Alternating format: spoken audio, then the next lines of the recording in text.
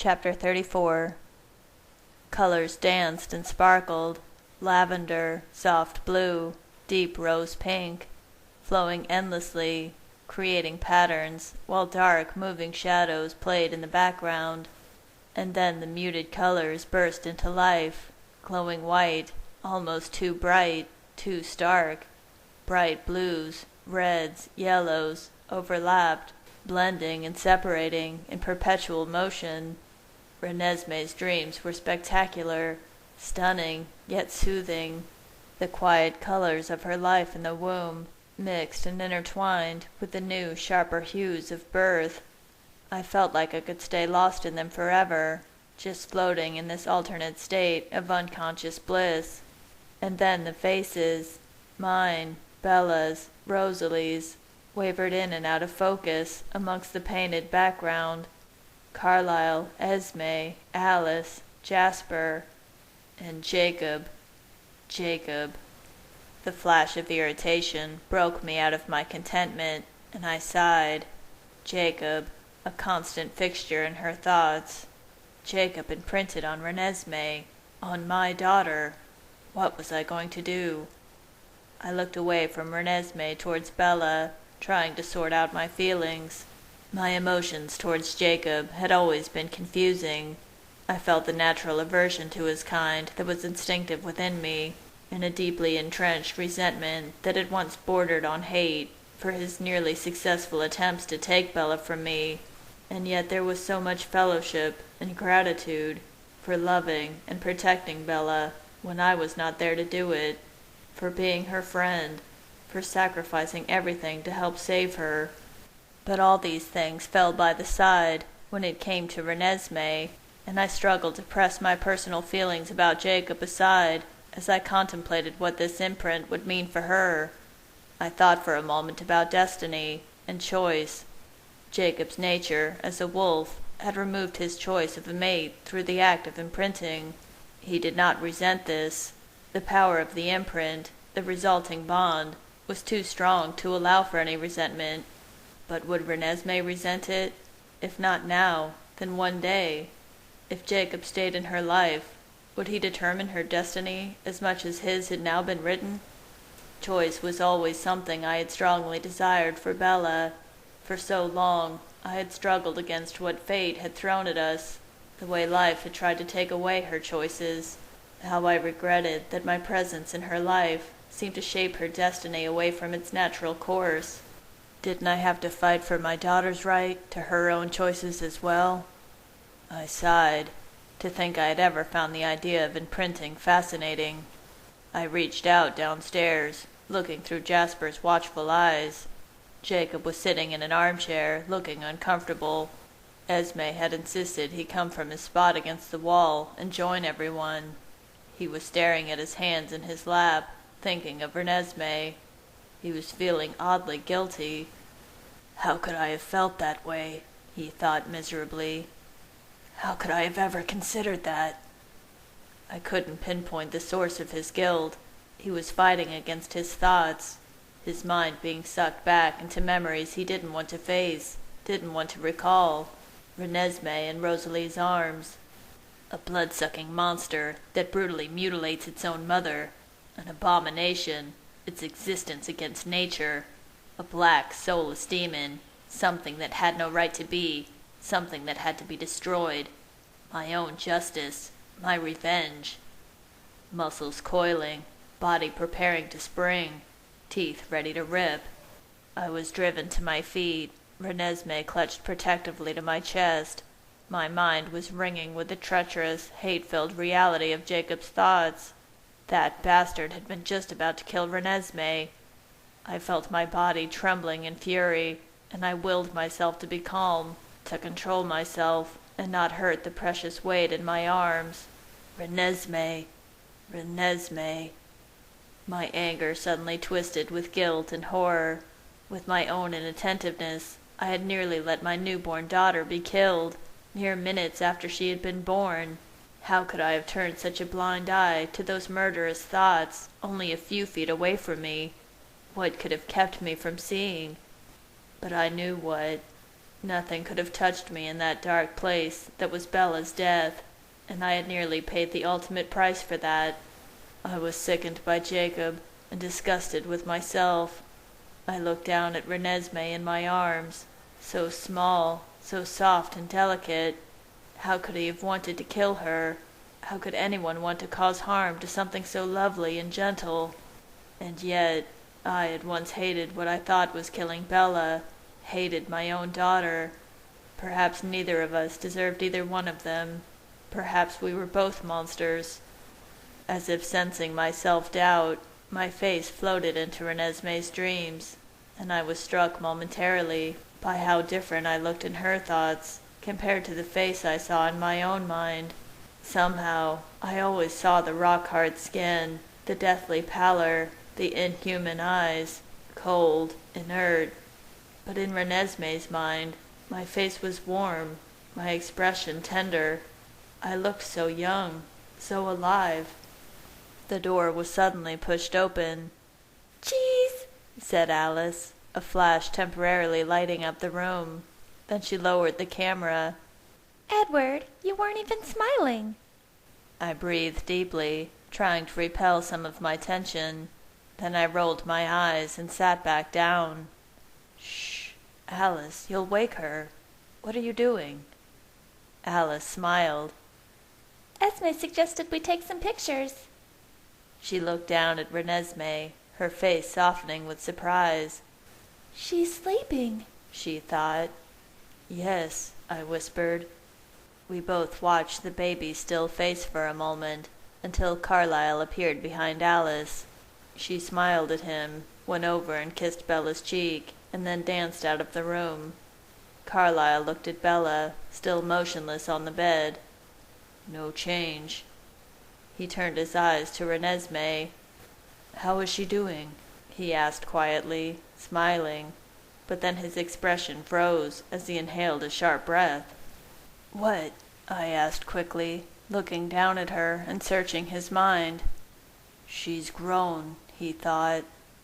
"No," I whispered, shaking my head. I had been staring at her for the last hour and a half. There was no way. I studied her face intently. Oh, no. For now that I looked, really looked, I could see that the planes of her cheekbones were slightly more pronounced. Her nose was elongated. I gently straightened out a soft curl with 2 fingers. Longer.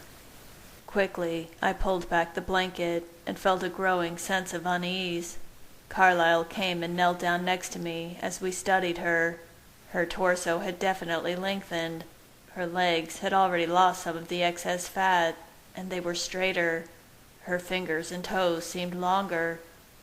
"I'll get the measuring tape," Carlyle said softly as he stood up. "I want to keep a running record." "Carlyle, what does this mean?" I asked. He looked at me for a long moment and then shook his head.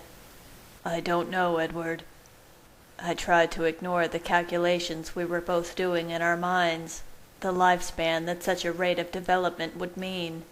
Carlyle watched the panic in my eyes and reached out and put a hand on my shoulder. "Please don't get upset, Edward. She is like nothing we have ever seen before. Standard rules of development obviously don't apply. That doesn't mean that her body wasn't designed for a long and happy life." A long and happy life. I looked down at her sleeping face and felt a deep chill settle through me. Even if her growth slowed, we had no idea what her lifespan might be. Carlyle's other hand was quickly on my other shoulder. He squeezed until I felt forced to look up at him again. "You cannot dwell on what may pass in the future, Edward. She's beautiful. She's healthy." I nodded once, leaning down to press my face to her head and inhale her scent, a salve for my fears. "Okay," he said with slight uncertainty. "I'll be back in a moment." He disappeared and returned in several seconds, holding a tape measure. We stretched Reneesme out on my lap, and Carlyle measured her length, as well as the circumference of her head. While I watched him, I heard quiet footsteps come up the stairs, and then pause at the top. Esme. She's grown 7/8 of an inch since I measured her when we returned, Carlyle noted, stunned. I nodded, not knowing what to say. He looked at me. We'll measure her again in 4 hours. He knelt back down in front of us, running a finger down Renesme's arm, and then looked up at me. Her skin appears firmer than a human's, and more durable, I would imagine. As I'm sure you've noticed, her heart rate is faster than that of a normal human.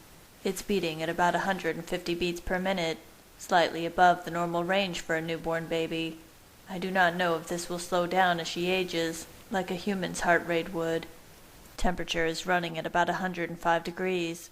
So far, she has only ingested blood, but I'd like to determine if she can digest human food. He fell silent then, standing up. I nodded, acknowledging his physician's analysis, and then I carefully wrapped Renesme back in her blue blanket. She had not woken at all during the measuring process. I wondered if all babies slept this soundly. I had no reference to go by. Hearing a small noise outside the room, I realized Esme was still standing at the top of the stairs, anxious, listening. At some point, with your permission, and Bella's as well, of course, I'd like to do some blood work. Carlyle looked over at Bella. Would it be all right for me to examine Bella again? Esme appeared immediately at the door, her face a little hesitant. Her eyes went straight to Renesme. Oh, would you like me to take the baby so you can help with the exam, Edward? She asked quickly. I realized suddenly that Esme had been loitering out in the hall, waiting for an excuse to come and get Renesme. I looked down, trying to bite back a smile at her obvious eagerness. That would be great, Esme. Thank you. Her eyes lit up, and she approached almost reverently, peering down into Renesme's face. Look at her sleeping. How adorable. She gently slid her arms under Renesme, lifting her out of my grasp and cradling her to her chest. There you are, dear one. How I missed you, she said softly, kissing Renesme's cheek. I lifted my eyes and then stopped. Just behind her, a couple of feet away, Carlyle stood frozen, watching Esme, his expression entranced. He slowly lifted his hand, pressing it against his chest, against his heart. His mind held a myriad of emotions, boundless love and aching happiness, mingled with ancient sorrows and old regrets. Look at her, he thought, his eyes fixed on the vision of Esme with the baby in her arms. Look at her, just as she always wanted. His breath hitched slightly, and then he noticed my stare. He glanced away, almost embarrassed, fearing that he might be intruding on my happiness with his own. I wanted to tell him that every happiness of mine was to be shared with him. Oh, Edward, said Esme suddenly. I let my eyes move back to her. What a gift you've given us, you and Bella. She lifted Renesme up, burying her face in her hair for a moment, and then lifted her eyes to mine. You know how much I love you, how much I love my adopted family. You're my children, and nothing has brought me greater pleasure than to act as your mother, to care for you and try to guide you when you'll let me. She smiled, and then looked back down at Renesme. But to hold a baby in my arms again, after all this time, to feel that new life in my arms, I just never thought it would happen for me again.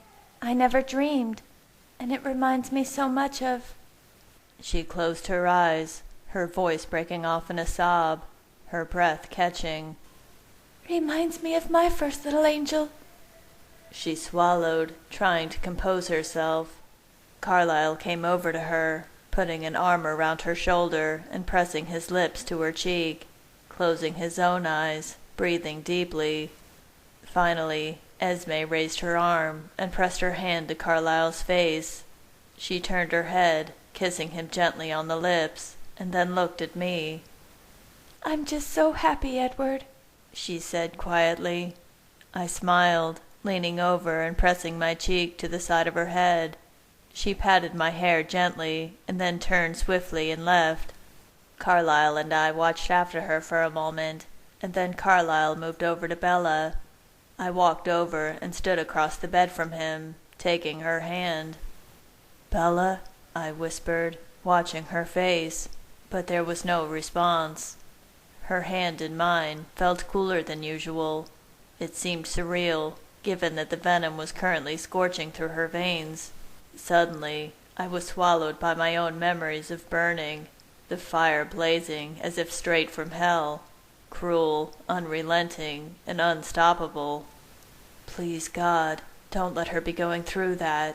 Please spare her." Carlyle glanced at me with worried eyes, and then leaned over Bella. He pulled back her eyelids. "No longer dilated," he thought, pleased. He carefully pushed the sheet aside, exposing Bella's stomach. The wound was almost completely healed. I ran a finger down it, feeling the slight ridge where the incision had been. Carlyle slid his hand under the sheet. "Ribs healing nicely." "What about her spine?" I whispered. He straightened up, looking at me. "I'm not certain. We could take an X-ray, but I don't know if we would be able to get an image at this point." He smiled kindly at me. "It will heal, Edward." I nodded, and then glanced back down at Bella's still, unconscious face. "When will the morphine wear off?" The scent of it still laced her blood. "In a human, 4 to 8 hours, Carlyle said. "However, the venom thickens the blood, changes the molecular structure. I'm not sure how that will affect the medication. It may burn off slower." Carlyle came around the table suddenly, putting a hand on my shoulder. I glanced up at him. "Edward, why is Jacob still here?" I sighed and looked away, avoiding his questioning eyes. I couldn't put off explaining to my family any longer. But first, I needed to talk to Jacob, alone. I glanced back up. Carlyle was watching me, curious but patient. "I will explain, Carlyle, but I need to speak with Jacob first. Do you think everyone might take a walk in the yard to give us some privacy?" Carlyle raised his eyebrows in surprise, but nodded. "Okay, Edward. We'll leave right now." "Be careful," I whispered, thinking of the wolves. But there was no one close, no danger. Carlyle nodded again and regarded me for a second, wondering what could possibly be going on, before turning and going downstairs. There was no way he was going to guess this one, I thought. There was a quick discussion, a short argument with Rosalie, and a lot of fuss wrapping Reneesme in an extra blanket before they were ready to leave. Jacob stood by the couch, silently watching. Everyone kept casting suspicious glances at him. Once they were out the door, he sighed loudly, steeling himself, and began climbing the stairs. I pressed my cheek to Bella's. "I'll be right back, love," I said softly. I kissed her lips, cool and dry, and then went out the door, standing right in front of it, leaving it cracked open several inches. Jacob reached the top of the steps and walked towards me, stopping several feet away. His body was rigid, his expression stressed. Fear drummed through him that I had called him up here to demand that he leave, to forbid him to see Reneesme, to tear apart his world. He knew he would do as I asked, and this helplessness terrified him. Finally looking up, he glanced at the door behind me, thinking of Bella as he had last seen her, lifeless, empty. "Can I see her?" he asked quietly. "No," I snapped, not feeling generous. He had lost that right when he had walked out of the office door after the birth. Jacob nodded and then looked down at his feet, saying nothing. Silent tension wavered between us for a moment, and I stared at his downturned face. "I know you were going to kill her," I said softly. Jacob's head shot up, his expression horrified, all the color draining from his face. "Oh, shit," he thought, and we stared at each other for several seconds.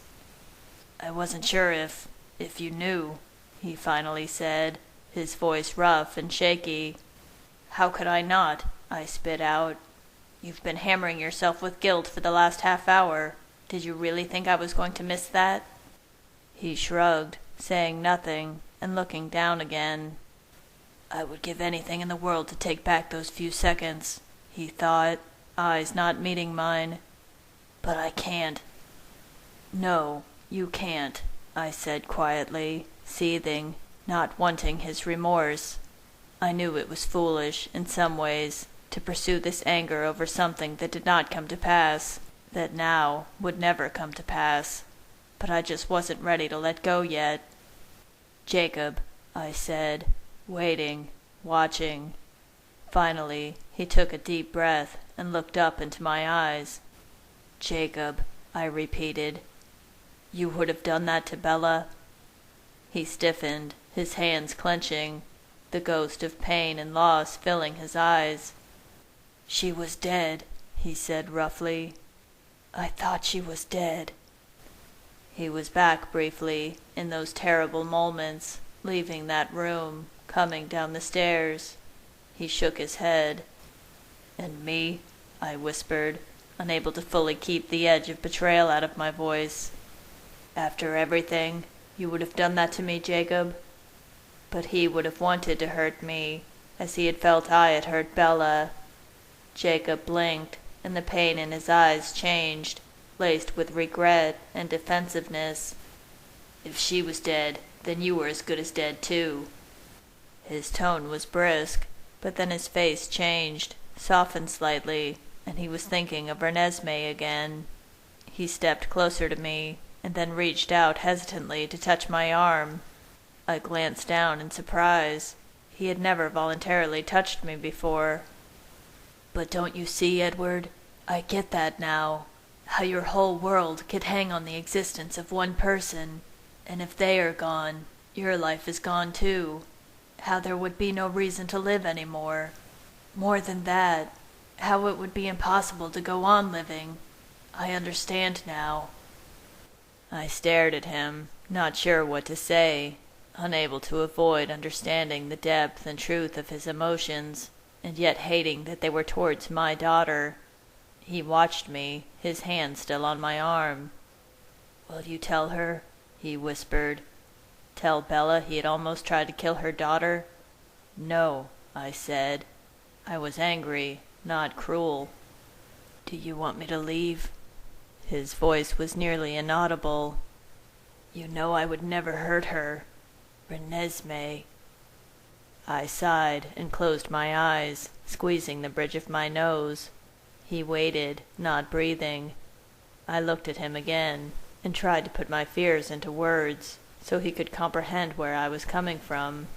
I spoke softly. "I worry that, by imprinting on Reneesme, you're writing her whole life for her, before she even gets a chance to make her own choices.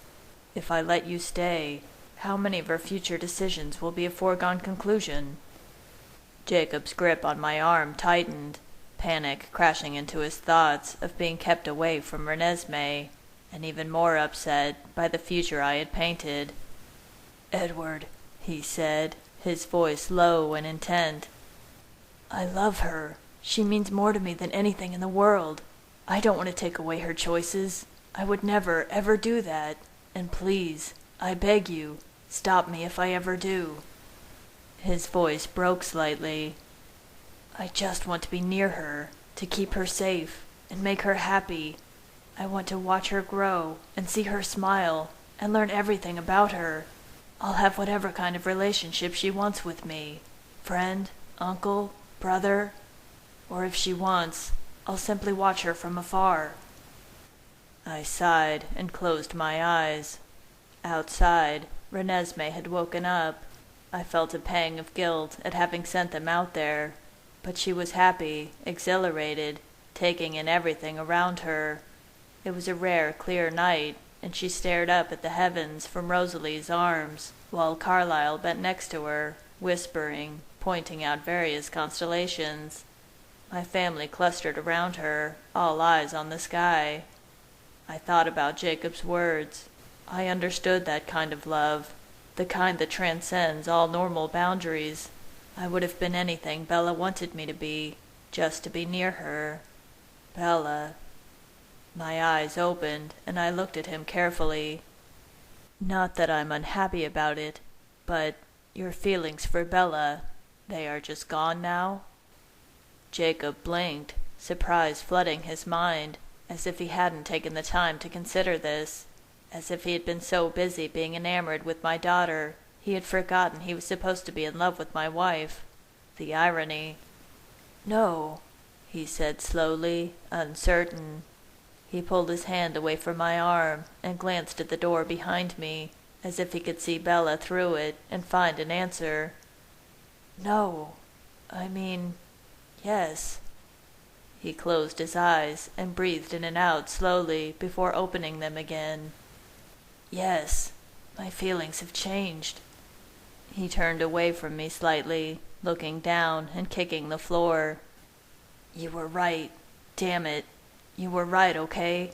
When you told me once that if Bella chose me, that you would wait, that someday I might leave her.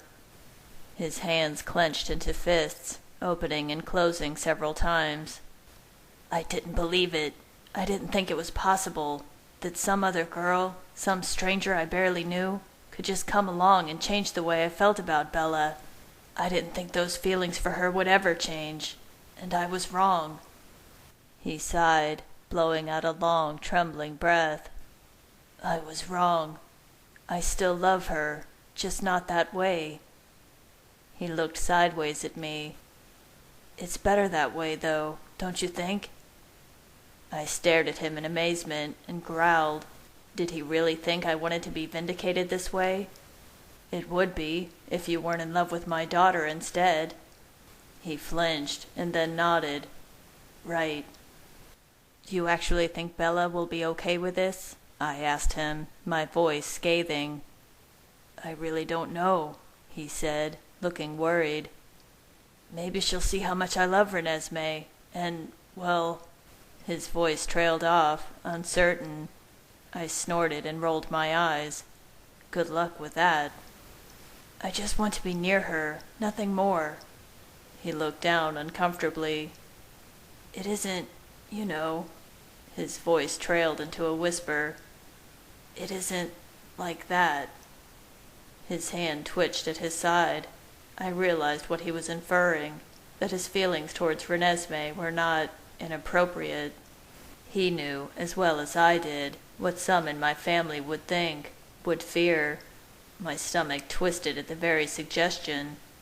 Damn straight it's not, I snarled angrily, or you would be dead right now. Jacob took a step back, and I clenched my fist, trying to calm my emotions. I understand what you're trying to say, Jacob, but one day, when she is older, you will. It might. I can't. I ground my teeth, frustrated, my thoughts tangled viciously by the mere thought that some day someone might think of my little girl that way. Jacob watched my face for a moment, and then, surprisingly, laughed. Edward, you're her father, he said, smiling widely. She's going to grow up, and guys will want to be around her, whether I'm here or not, and you'll hate them the same way you'd hate me. No father wants any guys thinking that way about their daughters. Believe me, I've witnessed plenty of that from Billy with my sisters. You're in for it either way. God, he can be irritating. I glared at him. Jacob tried to look more serious. Edward, you're worrying about things that are like 18 years away. I might have finally grown on you by then. I winced inwardly, realizing Jacob had not yet thought through what Reneesme's rapid growth might mean about her development, that none of us might have that much time with her. There was a long silence, as I tried to contemplate what Reneesme's future might look like. So where does that leave us? Jacob finally asked. I looked away. My family was starting to make their way back across the lawn towards the house. I turned back to find Jacob's eyes vivid on mine. He dropped his voice, hearing my family's approach. I just want to be near her, Edward, whatever way you'll let me. I know you don't owe me anything, so I'll just beg this one thing of you. I'll do anything. Please, just let me be there for her. Please." I swallowed hard. I did owe Jacob, though I didn't feel very compelled to tell him that now. Looking into his anxious eyes, I was stricken with a sudden memory of how it had felt to be separated from Bella, the endless agony, the searing, empty anguish. I would not wish that pain on Jacob, but was it the right thing for Renesmee? I wanted to do what was best for her, and I was so scared of making the wrong decision. I suddenly fiercely wished that Bella was awake, beside me. I felt like this was my first true parenting decision, and it felt wrong for me to make it alone. "You can stay," I said finally, very softly. I watched as some of the tension drained from behind Jacob's eyes. "I need to explain this to my family, and I can't promise what their reaction will be. And of course, everything is off the table when Bella wakes up. Then it will be her turn to have a say. But for now, you have my permission to stay." "Thank you, Edward. Truly, thank you."